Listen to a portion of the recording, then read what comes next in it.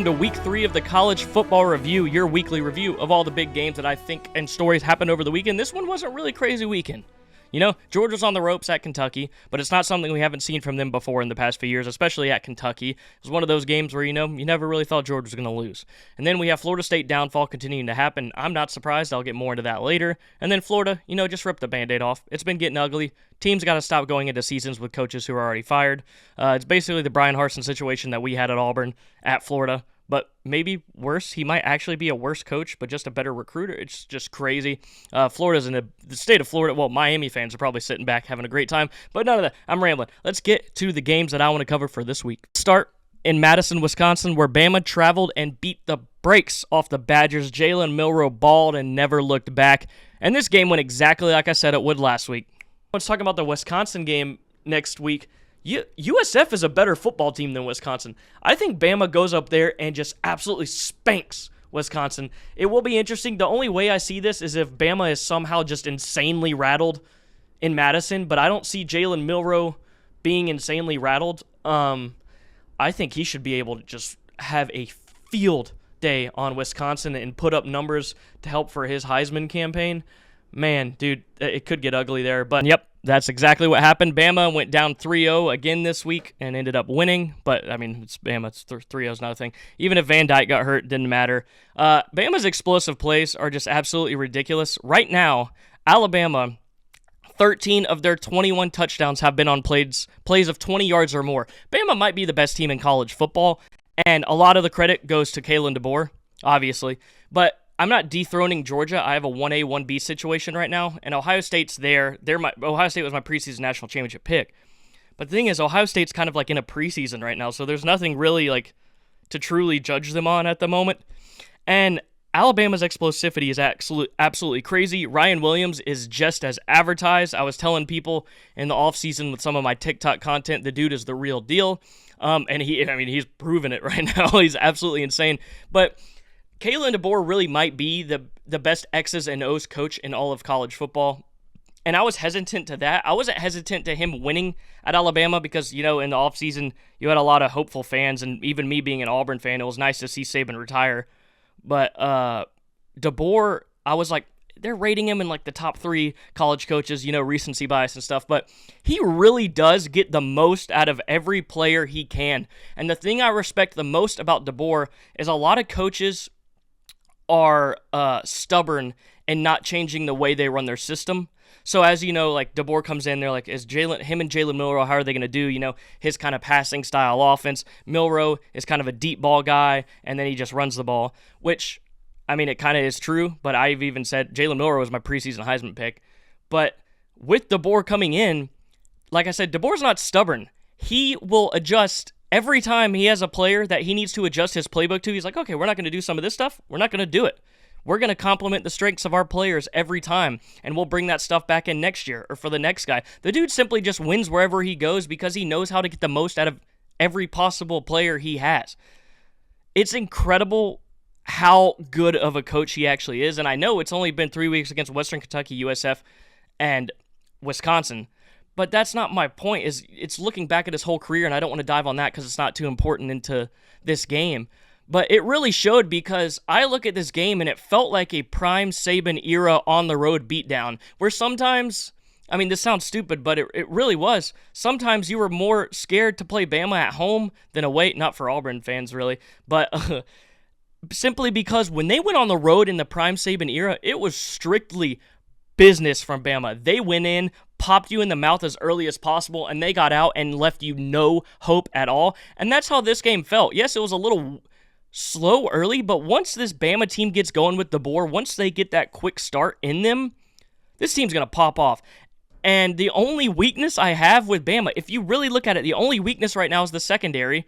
And it's really because this is nitpicking at this point because it's really just because they haven't been tested. Some deep balls haven't been hit. I saw some Bama fans saying if we play a good quarterback, they're Brown and then the Wisconsin quarterback that came in, better quarterbacks would be able to hit those. I'm like, yeah. And they were like, they'll torch us. But then I'm like, well, who's going to stop you? Because Jalen Milroe is so much better than I thought he'd even be right now. And I knew he was going to be good. I think he's the best quarterback in college football. And he's super. I love his like pistol holster celebration. That shit's so sick.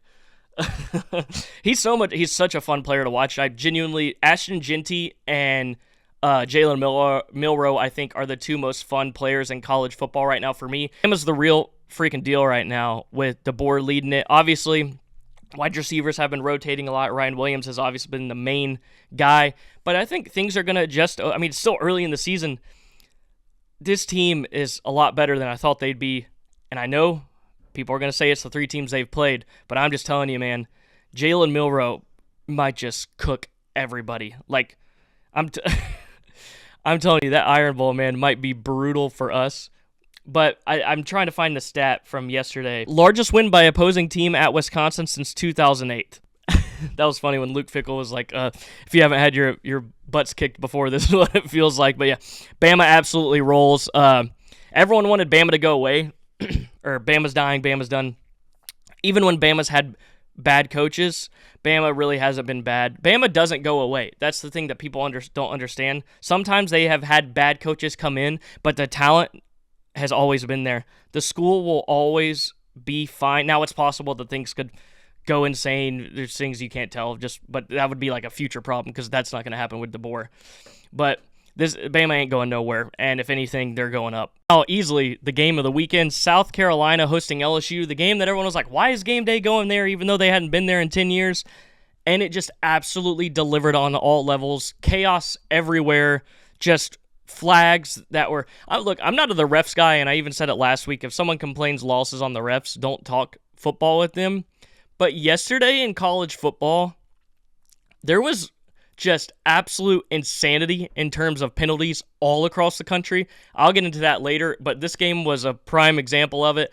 South Carolina fans, which is crazy, not many people come together after games, but I mean, you had people from like high-level reporters and everyone saying South Carolina got screwed over. And I have to agree, man. The pick six in the first quarter getting called back, more so by rule. It was correct in terms of what the official thought. It wasn't a horse collar. He pulled the jersey, but it's whatever there. But the one at the end, the hit on Nussmeier, we got to stop treating quarterbacks like they are toddlers. You can't hit a quarterback anymore. It's ruining football. And look, football's not going to die. I know football's changing and all this stuff, but you literally have to grab them, give them a forehead kiss, and put them on the ground even after they throw an interception. That guy, as soon as he throws that pick, Nuss turns his head, gets ready to make a play on defense. He is no longer a quarterback.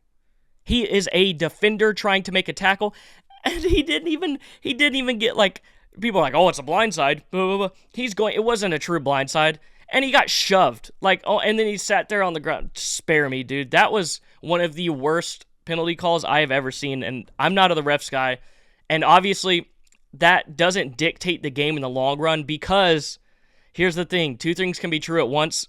Absolutely awful, but LSU still grinded back from that 17-0 deficit. That's a thing. That was an impressive comeback after even getting stopped on a 4th and 1 and goal-to-go scenario. Then you had the 10-play drive coming back. Nussmeier, when he had to lock in, he was able to lock in. This was just one of those games where someone had to win and it got ugly and grinded out. But another thing is LSU got lucky in this game. But the thing is, they did the work for luck to be able to win them the game at the same time. But the end drive by Shane Beamer, man, when Robbie gets them to it was like the 40 or whatever, and they elect to run the ball instead of trying to get yards. They're down by 3, okay? So it's a 2nd and 8. They only have one timeout. 20 seconds or something left in the game, and they decide to run the ball, which he wanted to set it up for the field goal. But the kicker had never kicked a game-winning or tying field goal within the last 2 minutes. And you're going to have him kick a 49-yard field goal in a game that's a college game day game. That's a tough kick. And then, of course, he missed. You played it safe, but you still got yourself there. This is what's frustrating for South Carolina is everyone kind of did their job, and Lenoris getting hurt obviously set things back offensively. If he didn't get hurt, LSU would not have won this game. But the thing is, injuries are a part of football. They happen. You have to give LSU their credit, but also it sucks, South Carolina. It really sucks. But if you would have told me South Carolina was going to be 2-1 right now, I wouldn't have believed you before the season started, especially with how you've looked.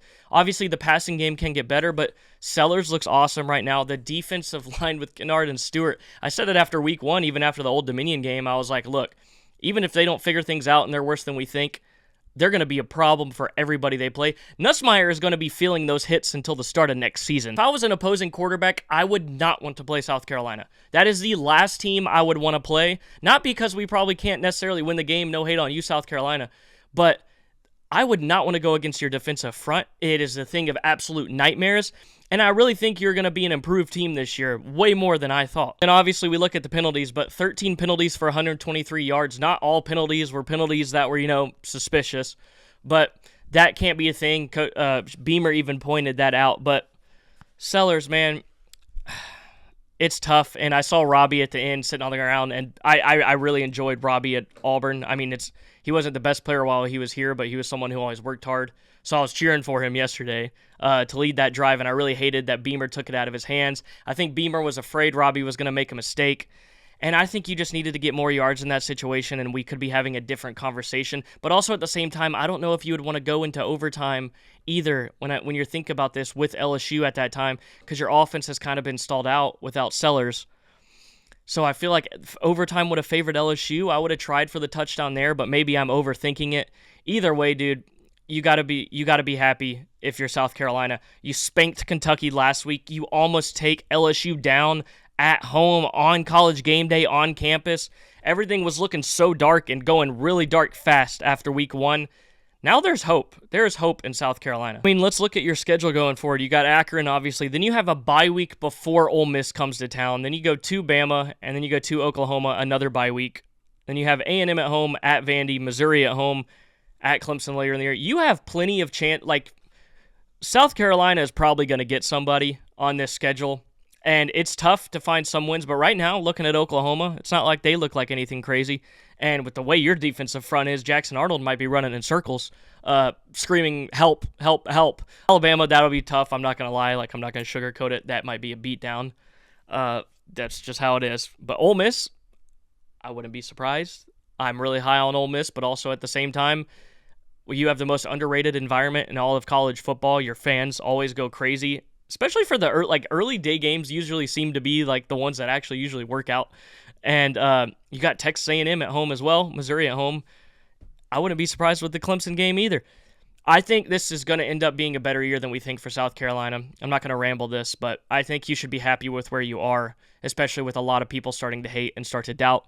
I also being one of those. But I think you can be better than you are, or better than we thought. And the black uniforms, I always forget how good those actually are. Like, I always forget about them, and then they come out in them, I'm just like, oh my God. You begin to doubt Kansas State and Chris Kleiman, stop and don't do it because they win. Kansas State, this is a game from Friday. I waited to talk about it. I just don't like really talking about games immediately after they end. I like to, let them saturate and then gather my actual opinions rather than just immediately making a video after. But Kansas State 31-7 against Arizona. The nation's longest winning streak now is Missouri's because Kansas State took down ranked Arizona at home 31-7. 31-7. Avery Johnson, quarterback that gets scrutiny for not being able to throw the ball very well. 14-23, 156 yards and 2 touchdowns. Now look, obviously there's plays where it's like, what? And then the next play you're like, holy shit, Avery. And then the next play he runs for like 50 yards. But I mean, you got to give it to the kid. 110 yards rushing on 17 carries. Like I said, 2 passing touchdowns. The kid is the real deal. He's so much fun. And this was Kansas State's first regular season home victory over a ranked non-conference opponent since 2002, which technically it is a conference opponent, but this was not a conference game because it was scheduled before Arizona joined the Big 12, which is crazy. But man, I just thought this game was a perfect example of Kansas State is one of those teams. People pointed out a lot with Utah. When you begin to doubt them, like, don't do it because that's when it works. Kansas State is also one of those programs. Like, this is continually a thing. I think this was, I might be wrong, but this may have been Avery Johnson's first 100-yard rushing game. But even if he makes mistakes and you don't necessarily like the way they play so, like, such fundamental complementary football at Kansas State. The defense only gave up 7 points to an offense with Noah Fafita and Terrio McMillan. One of the best wide receivers, if not arguably up there with the best in the country, Noah Fafita, a quarterback, was held to no touchdowns and an interception.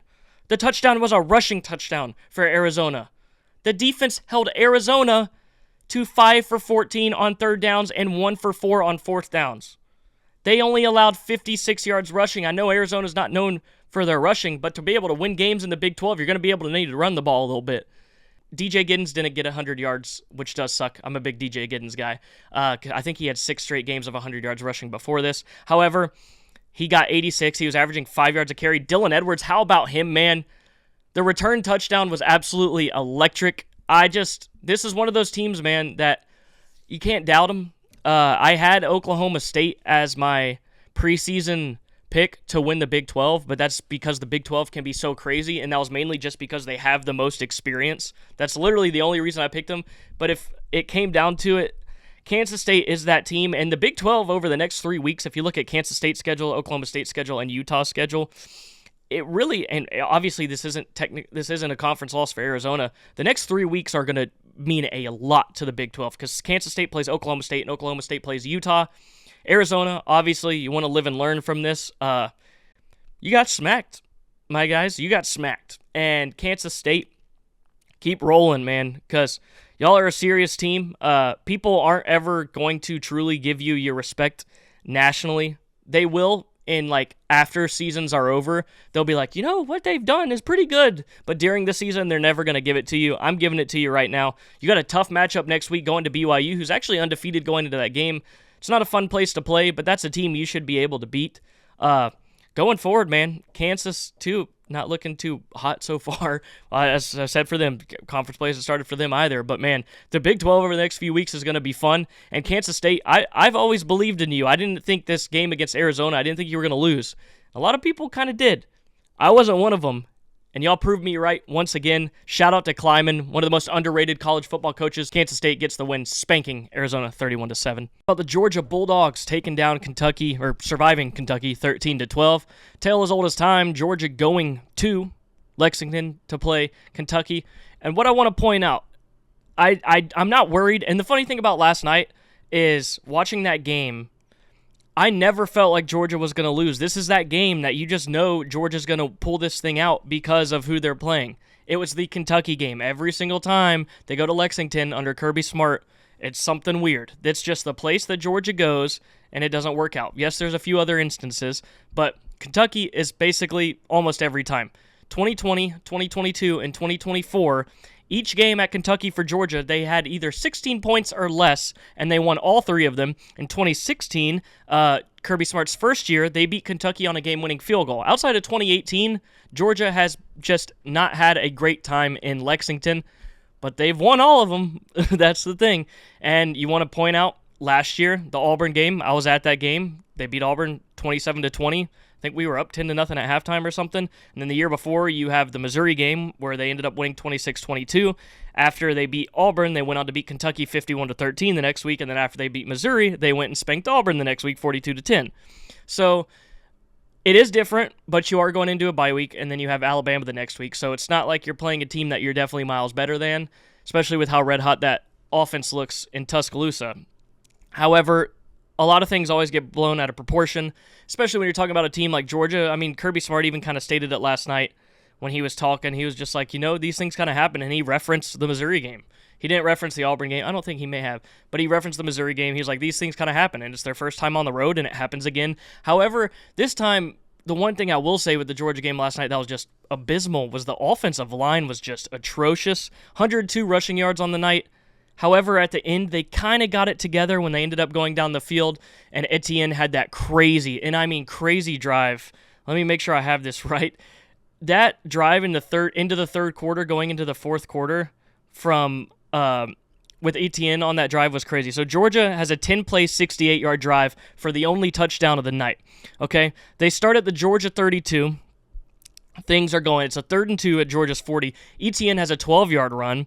The next play at the Kentucky 48, pass to Etienne for 11 yards, and then you have a Trevor Etienne run for 8 yards to the Kentucky 29, then a Trevor Etienne run for a yard, and then a Trevor Etienne run for 17 yards to the Kentucky 11, and then there's a pass to Arian Smith, and then there's a Trevor Etienne run for 2 yards from the Kentucky 3, and then Branson Robinson comes in and runs it in for the 3-yard touchdown. Beck also played bad, but like I said, the offensive line didn't really help him. He was 15 of 24 for 160 yards.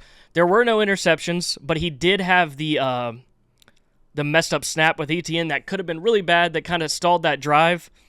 And that could have been bad and swung the momentum back for Kentucky. But it really never felt like Georgia was going to lose. Unless you were a Kentucky fan that was super hopeful, it was one of those things that everyone knows when that clock hits 0, it's going to be Georgia on top. And especially with Stoops not punting, and I know he doubled down, which I'll get to that in a minute, but Georgia, the offensive line will have to be cleaned up before the Bama game. I know it didn't help with Tate going down, and it just got worse and worse from there. But Georgia, you should have lost this game, but there's been games that you should have lost, but you won. You were that talented where even games you should lose, you win, and that's props to your program. That's just how things work when you are that elite.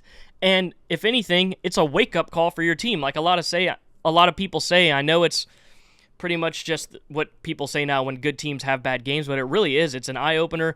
But at the same time, this is almost something to expect, like I've said, from when they do go to Kentucky. But the getting outgained and then Kentucky pretty much just possessing the ball for however long they wanted was an issue. You started too slow. Look, like I said, it's the first true road game of the year in the SEC. It's always weird, but I got to give the game ball of this game. Raylan Wilson, dude, absolute beast. He had 5 tackles and a sack, and then he also had the hit on Vandegrift that forced the fumble for the other Wilson to also get the ball, and that set up Georgia's first scoring drive. Let's look at the positives here. Obviously, you won your 42nd straight regular season game, 28 straight wins in conference play, which is the longest streak in SEC history, which is absolutely crazy. And no, SEC titles do not count towards this because the SEC record is a regular season thing. That is a postseason game, which does not count into that. Going forward, I'm not really worried about Georgia. Like I said, no worries because it's Kirby Smart. Like, I think he understands, and he's always bounced back after games like this very well. But this one obviously is different, like I said, in Tuscaloosa. But I think he knows the implications of that game in Bryant-Denny Stadium, that game that sets the tone for the future of the conference. And that is a big, big, big one. I'm not worried about that going forward. And honestly, God, Georgia, it's crazy, man. Even when you play so bad, you are so good that you win. That's just props to Kirby Smart, man. Best coach in college football. Little Texas Longhorns. And no, this isn't one of those, Arch Manning's taking the job, blah, blah, blah. It's Quinn's job. Quinn is the quarterback for Texas. But here's the thing. What I want to point out is this might be a blessing in disguise for Texas. Obviously, I'm not happy Quinn got hurt or anything. I was like, oh, shit, like when he went down, especially being non-contact at the time. But as we know, now it's the oblique. And this might be the best thing possible right now. Like I said, blessing in disguise, because Arch Manning now gets true in-game reps for consecutive weeks. You are about to play ULM, one of the worst programs in college football, and then Mississippi State, who just lost to Toledo in a bye game at home, and then a bye before Oklahoma. So Quinn probably wouldn't have played too much in these next 2 games anyways, but now Arch gets the week prep.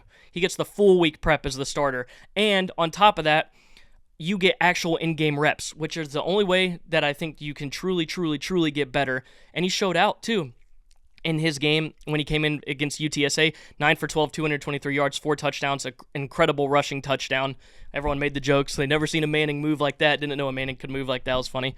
But like I'm saying, this is great because now let's think about next year. First, let's talk next year. This is incredible. Like I said, in-game reps for him this year helps him prepare for next year when he is the guy. And then now for this year, later down the road, you have even more confidence in your backup because of the reps he's gotten. In case something just happens to Quinn again, maybe so, or if he just starts playing bad, you have that much more confidence in your backup. So this is, I'm not trying to say win-win because that's weird with it being an injury, but I'm not doing one of these segments where it's like, oh, now we have a quarterback battle or whatever, this hurts Quinn's Heisman. It's like, no, and I guess you could see Quinn come back for Mississippi State. Maybe you want to get him game reps before that Oklahoma game. But I really think this helps Texas more than it hurts them in a weird way. Maybe I'm just thinking too deeply into this, but I think the prep for Arch Manning and the actual game reps helps them with their backup situation or any future situations this year, on top of helping him so much for next year.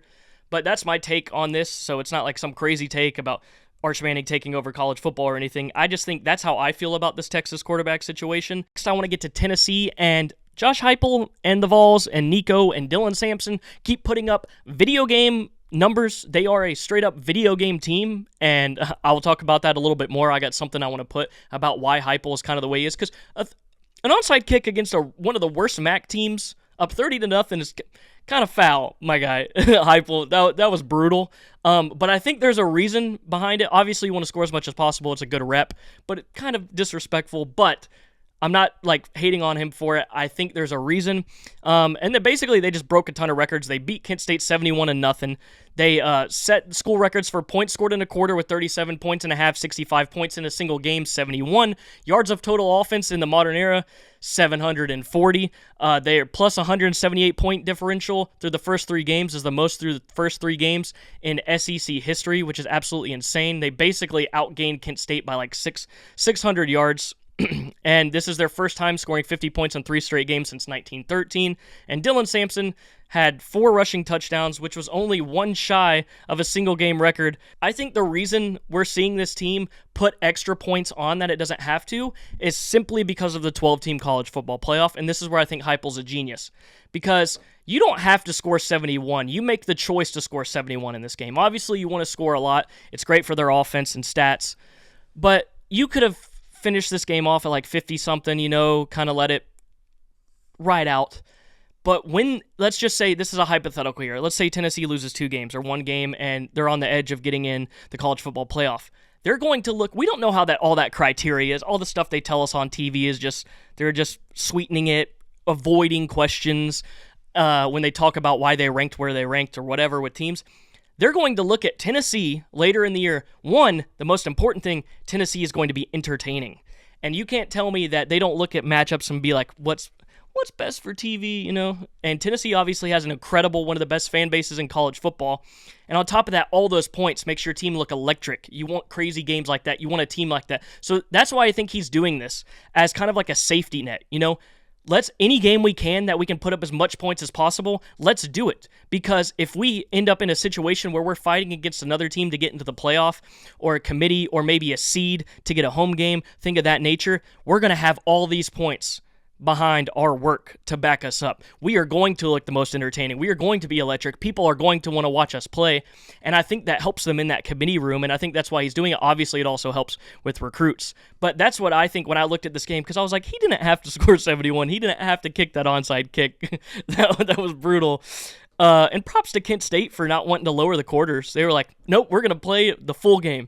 And I think that's why he does it, style points. Because with this 12-team playoff now, we don't know how it fully works. The committee sometimes can be weird, and they never really truly explain themselves. And I think that is a big reason why, as a safety net for the CFP. This is going to be a long segment. Florida State segment loses to Memphis. Florida State, you got to get rid of Mike Norvell. And this is not a Florida State hate segment at all. The longer you keep Norvell, it's just going to hurt your program in the long run. 2023 was lightning in a bottle. It's time that everyone faces the facts. The seeds have been low-key planted after this Memphis game. And this isn't hate on Florida State at all. Like I said, I like Florida State. It's better when y'all are good. It's better for college football. I love your uniforms. Coolest helmet in college football. Awesome chant. Always gets me hype. So this is separate. Separate Norvell and Florida State here for a second. Norvell is the most overrated coach in college football. He is a transfer portal merchant. And the longer you keep him, like I said, it's going to hurt you. Look, he has been outcoached in every game this season, even with a talent advantage. And yes, DJU sucks. It's not all DJU. The line of scrimmage and all the problems that have persisted through each game continue to be a problem. They're not getting coached better at all. And the O-line sucks. The D-line, which was supposed to be like, oh my God, they're so good, Florida State. They're good at being bad. That's what they're good at. That's what they're best at. One thing that really makes me mad is you look at the quotes from the Boston College game. I'm sick to how this season started. Tonight, I failed preparing the team to go out and respond. Norvell. He also said, you've got a football team that nobody envisioned ever being where we are and having disappointment, having failure, but I do believe in what this team can do. I believe in what this team can accomplish. Nobody envisioned being where we are. I did. The only reason Florida State was so hyped up this year was because everyone thinks they're back. We got to stop saying teams are back after 1 year, okay? It was wishful thinking because it's Florida State. Everyone wants them to be back so bad that they tricked themselves into it. And the media loves giving the hype because they like getting the fans hyped up because it gives them engagement. They'll straight up lie to your face for shit like this. I don't know, with everything Florida State lost last year, you had 10 players go to the draft. 9 of 10 of those players were transfers, okay? And basically only one player since Norvell has been there was one that Norvell actually got. The players that got drafted early in Norvell's career were already basically at Florida State. Keon Coleman, transfer. Jared Verse, transfer. Trey Benson, transfer. Brandon Fisk, transfer. Jarian Jones, transfer. Jordan Travis, transfer. Johnny Wilson, transfer. Jaheim Bell, transfer. Tatum Bethune, transfer. Okay? You got to bring in good talent. The issue at Florida State with Mike Norvell is not a good coach. He's overrated. And there's no foundation. There is no culture because the culture is bringing in transfer portal players to just have a team of like free agents each year. High school recruiting still matters. You need to prioritize developing players to have a strong foundation and future success. The portal is to help your foundation. You don't build a foundation on the portal, okay? And you haven't had a top 10 class yet at Florida State. That's a big problem. Currently, 2024, he had the 11th ranked class, which is great, but 2023 was 16th, 2021 was 21st ranked, which was his first full cycle. 2025 is currently 34th, 2026 is first. However, it's very early in that, and if we keep playing like this, 25 and 26 might not look like they are now, and some of those players that you brought in that were the higher-ranked players that you've actually recruited might be gone, because you've had a few decent decommitments as well while he's been the head coach at Florida State. And thanks for Keldrick Falk, by the way. But you look at him in Memphis, and by the way, Memphis planting the seeds of hot seat talk and letting everyone see this is poetic, because him leaving Memphis wasn't like the greatest thing. And also Memphis kind of made Norvell. Fuente had the 10-win season before and kind of had it built there. And Norvell just wrote it and then wrote it to Florida State. And yes, he had decent recruiting there, but also literally 2 years after he left, then Memphis has their highest rated recruiting class ever. Since he's been at Florida State, he's 2-4 at home versus ranked opponents. Overall, he's 1-5 in bowl games as a head coach. At Memphis, he was 6-6 versus ranked opponents. And he's 4-8 versus ranked opponents at Florida State, with the wins being North Carolina, Louisville, Duke, and LSU. Now we look back at it, that LSU win was historically bad LSU defense that at the time we did not know. So it's not like that's that impressive. Then the Duke game, let's not forget, you beat Duke. Yeah, it was 17-17 with 6 minutes left in the third quarter. Riley Leonard gets hurt. FSU wins 38-20 because Duke can't move the ball. I know it was an injury and you can't control that. You still won the game, but looking back at it, it's not like you really had to finish that one off very hard. You're 2-1 against Florida. That's great. Well, you're also playing like the worst Florida team ever of all time, basically. It's kind of like the Kentucky thing I talked about earlier. So it's really not that impressive. Florida is about to have their 4th straight losing season for the first time since 1935 and 1938. So yeah, you're 3-1 against Miami. You kind of got the step up on the rebuild, but I promise you if Norvell stays, Cristobal is going to pass Florida State. No problem at all. You're 1-2 versus Clemson, and you should be 0-3, but Dabo didn't get a kicker and, had to use the guy who used to be the backup kicker, then drive and play that week, missing a 29-yard field goal straight on. You would have that 8-game losing streak still.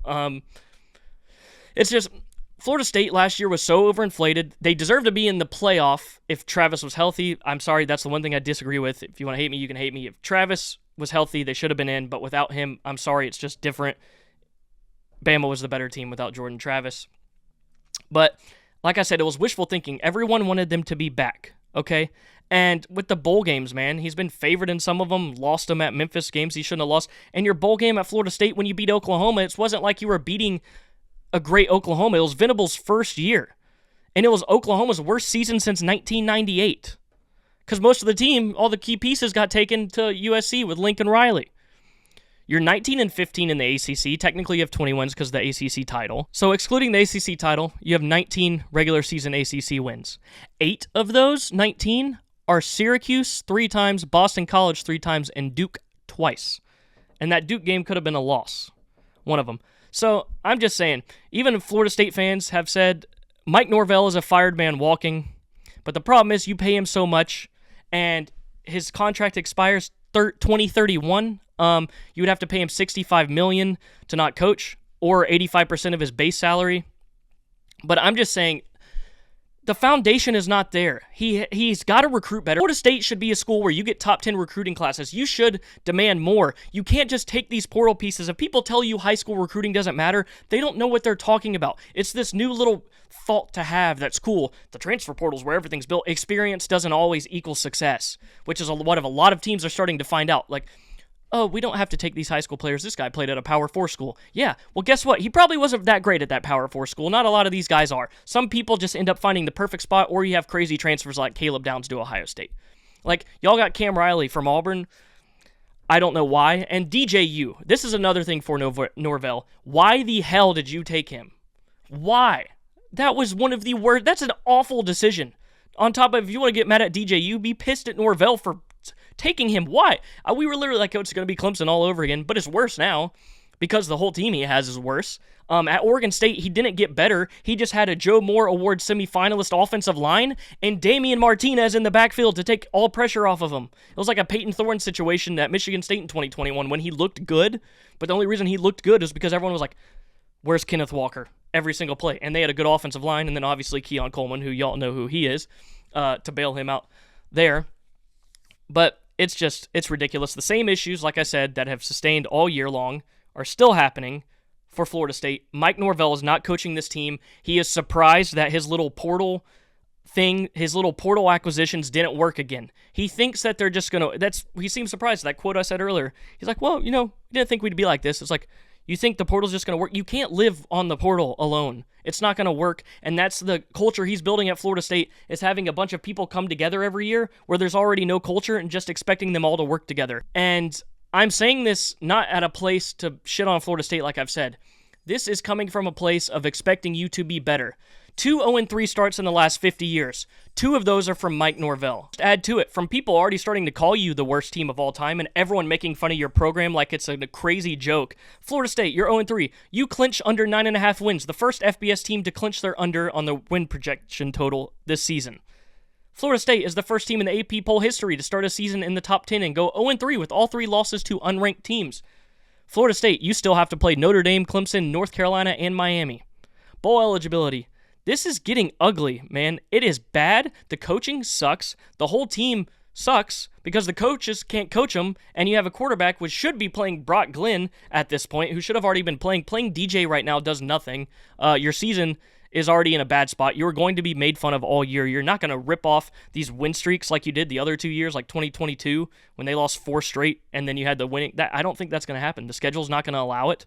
Norvell has gotten lucky with the portal that everything just so happened to work out. And now the realization of, shit, that doesn't always happen is starting to happen. And I just think Florida State, you gotta rip the Band-Aid off, because the longer you keep him, the more you're going to set your program back, especially when we're in this era of the SEC and Big Ten teams getting so much money and just keep going, and y'all are still in the ACC. I'm telling you, man, you can call me an idiot, tell me I'm wrong. He's going to hurt your program the longer you keep him, because there's no foundation. No foundation, no future. No foundation, no future. Got to recruit high school. You got to stop getting your top players flipped. You got to start coaching your younger players instead of the kids decommitting because they know there's going to be a portal kid that just comes in and takes their spot. It's ugly, man, in Tallahassee. The fans are booing you. Someone's putting an 0-12 paper bag on. The rest of college football, we'll run through this quick. This might be a longer episode. Missouri, you come back and you beat Boston College. You were down 14-3.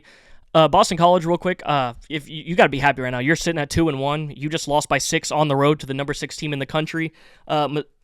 If I was a Boston College fan, I'd be very happy with where you're at right now.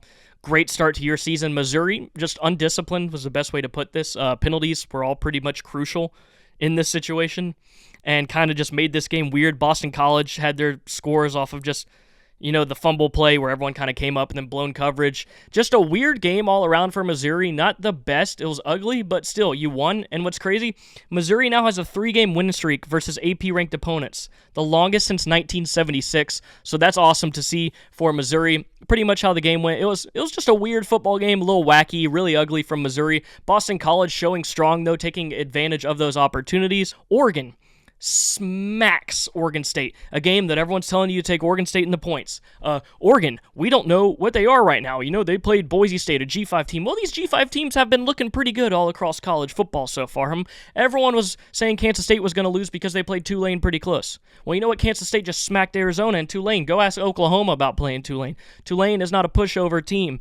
Memphis beating Florida State. Texas State just now getting relevant, almost taking down ASU. Yes, I know ASU isn't that great, but Texas State just kind of came onto the block last year. I mean, Notre Dame losing to NIU. Boise State almost beating Oregon. Boise State is a great team. And we're just trying to nitpick Oregon because it's easy to do. Oregon, if you wanted to find a rivalry game that you were like, ooh, upset alert, you should have went up to Washington because you know what had actually happened because Washington's not good. Oregon is fine, man. I'm just telling you, Boise State is a good football team, and people aren't going to realize that because they just don't want to because it's G5. Whatever, we'll move. Let's keep it G5. Mountain West Conference, UNLV beating Kansas in one of the weirdest play sequences before half when UNLV had that touchdown, but they got 2 wins over Big 12 opponents right now, and they are 3-0. Barry Odom, the Rebs are rolling, baby. The Rebs are rolling. Texas A&M didn't find its QB of the future. They finally win an away game. Last time they won was 2021. I think they had lost like 11 in a row. But it is this really shitty Florida team. I mean, just nightmare. Pretty much anytime you've beaten this Florida team, I've given nobody credit throughout this whole entire episode from Florida State to Kentucky. But Marcel Reed, dude. That's what I want to talk about. Marcel Reed. I like this guy. And I'm not saying, like, I don't know necessarily how Texas A&M fans feel, but I would start Marcel Reed at quarterback, in my opinion. That's who I would want to be my quarterback. He's incredible to watch, 178 yards, 2 touchdowns. He also had 13 runs for 83 yards and a touchdown. Kid's electric. He's fun to watch, and I think he might be a nightmare for opposing teams if they actually start to play him. He's a freshman, and he might have some ways to go, but I think he sparks your offense in a way that you really need. I want to talk Ole Miss. They haven't really played anyone of note yet. Things are still going, but they're beating teams how good teams should, and I just want to point that out. It's nice to see from Ole Miss. They're kind of close to Tennessee in that point differential. I think they're at like 158th, but you got to give credit to Ole Miss because they're doing stuff they've never done, and it's awesome to see, and I enjoy watching Lane Kiffin coach. Notre Dame got back on track, absolutely just shellacking Purdue. I mean, it was bad. Michigan, man, Arkansas State. Michigan beat Arkansas State 28-18. Michigan is just an absolute nightmare right now. They can't score. Even against Arkansas State. Man, Davis Warren, 11 for 14, and guess what? Those 3 incompletions were 3 interceptions. So technically, he didn't throw an incomplete pass. I'm not trying to hate on Michigan, man, but like, there's got to be some sense of just something there that y'all need. Pittsburgh, great win to finish off another comeback win, winning the backyard brawl. Got to point that one out. Awesome finish to that game, by the way. Georgia State beating Vandy. Vandy came out a little bit slow, and it bit them in the butt, and Georgia State just capitalized on explosive plays throughout the whole game. That was a really fun game to watch if you didn't get it. Big win for Georgia State there. Toledo going into Starkville and just smacking Mississippi State. Toledo 41, Mississippi State 17. It was 28-3 at halftime. This is a huge win for Toledo in the MAC. Toledo had 454 total yards of offense. Their quarterback, Gleason, was 23 of 28, 285 yards and 3 touchdowns. They had 169 yards rushing, and Mississippi State was held to 66 yards rushing, 2.4 yards per attempt. They had 10 penalties for 104 yards and just got absolutely destroyed in time of possession. Walked in there and smoked, and I mean smoked, Mississippi State. Props to Indiana as well. Indiana went on the road and beat UCLA. This one I was surprised by. I know Indiana was favored, but the thing is, I just didn't expect it to go this way. But then I had forgotten that Curtis Rourke, the Ohio transfer, who was a dog at Ohio, not Ohio State, Ohio, is their quarterback. 25 of 33, 307 yards and 4 touchdowns. And man, I think they were favored by 3.5, and they won 42-13, just absolutely smacking UCLA. That is a huge win for Indiana, by the way. They are currently 3-0. They already matched their win total from last year. They went 3-9 in 2023, 4-8 in 2022, 2-10 in 2021. Kirk Cignetti, baby. I'm not saying they're winning a championship or anything like that or competing in the Big Ten, but you can't be happy about that. I mean, Indiana and Arizona State are both having a heck of a year so far to start. Central Florida, UCF, coming back on TCU was awesome. Kobe Hudson got absolutely smacked there on that touchdown at the end. Great comeback win for them. That was a heck of a game. All right, now there's two quarterbacks I want to shout out. Caden Veltkamp for Western Kentucky. They won 49-21 over Middle Tennessee State. He was 27 of 30 for 398 yards and 5 touchdowns. The craziness at QB continues for Western Kentucky. An absolute just masterclass of playing quarterback. And speaking of that, we got to move on to the next game. Alan Bowman against Tulsa. I know it's Tulsa, but he was 24-31, 396 yards and 5 touchdowns. I think he had 4 passing touchdowns before halftime. I know it's just Tulsa, but Bowman seems to be stepping up this year in a great way. And that is huge for a team like Oklahoma State, who is actually a serious playoff contender.